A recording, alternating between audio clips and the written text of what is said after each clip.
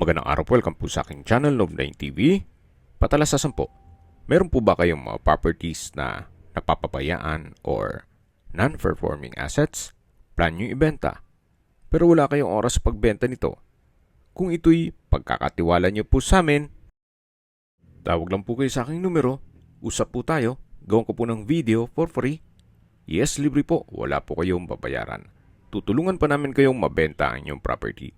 Kami na po bala sa marketing, sa boosting or paid ads. Even sa tripping, hindi na po kayo mapapagod sa pag-entertain ng mga buyers. Kami na po bala sa lahat.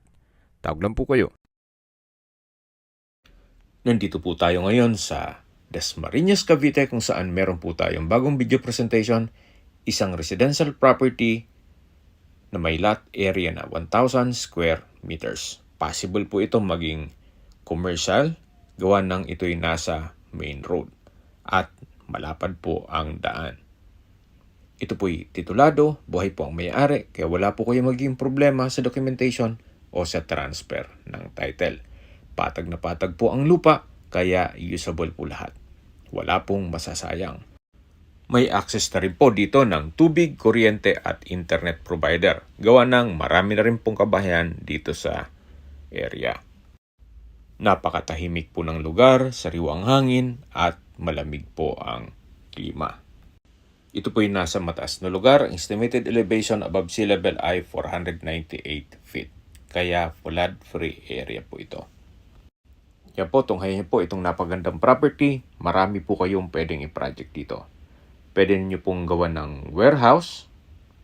Then, paupahan ninyo. Pwede rin gawing office. Kung meron man po kayong kumpanya. Pwede rin pong apartment o di kaya'y resort and events place. At kung sakali man po na marami kayong pondo, pwede rin pong gawa ng commercial building. Pwede rin po itong gawing garahe ng heavy equipment o truck o di kaya'y bus, gawa ng malapad naman po ang frontage nito. So, depende po yan sa inyo kung anong magiging project nyo once na na-acquire nyo ito. Hindi lang po maganda tong property kundi ang location din nito. Ito po'y malapit sa Governor's Drive. Ang distance is 2.6 kilometers at ang travel time is 6 minutes. Malapit din po ito sa Villar City na ang pasok nyo ay Island Park. Ang distance is 3.5 kilometers at ang travel time is 8 minutes. Mula naman po sa SM at Robinson's Mall at Asian Medic Hospital, ang distance is 6.2 kilometers at ang travel time is 18 minutes. Yan po yung lagi kong binabanggit sa aking video na dapat nyo i-consider sa paghanap ng property, yung meron pong malapit na hospital. Hindi ko naman po sinasabing sakitin kayo, yun naman po ay for emergency purpose lang naman. At mula naman po sa South Luzon Expressway, Carmona exit, ang distance is 14.4 kilometers at ang travel time is 25 minutes. Mula naman po sa Manila o sa airport, ang distance is 34.2 kilometers at ang travel time is 1 hour and 9 minutes. Okay, sa mga nag-skip po ng video, summarize ko lang po. Ito pong property ay nasa Dasmariñas, Cavite at may lot area na 1,000 square meters. Ito po ay titulado at buhay po ang may-ari. Along Barangay Road po ito, kaya possible po maging commercial area. Sa presyo na po tayo, binebenta po ito ni owner sa halagang 11,000 pesos per square meter. Kung may mga katanungan po kayo, tawag lang po kayo sa aking numero. At sa mga kababayan naman natin nasa ibang bansa, meron po akong Telegram. At sa mga iPhone user naman may iMessage, meron din pong email, Skype, Viber at WhatsApp.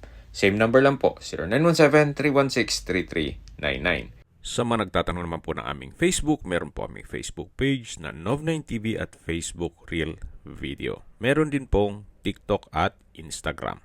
May ibang YouTube channel po kami, the Nov9 TV channel, Nov9 TV Listings, Nov9 TV On The Spot, Nov9 TV Updates, at Nov9 TV House Rental. Sana po naibigyan nyo ang video presentation. Paki-like and subscribe na lang po sa aking channel para ma-update din po kayo sa aking future listings. Kung sakali po hanap nyo yung mas malaking sukat ng lupa, Meron din po kami ibang listings na pwede nyong pagpilian. Huwag po kayong mag-atubiling tumawag sa amin. Then, let us know your budget para malaman namin kung anong property pwede naming ilog sa inyo. Sa lahat pong viewers, subscriber at nagtiwala po sa amin, salamat po sa suporta. Ingat po kayo lagi at yung pamilya. Maraming salamat po.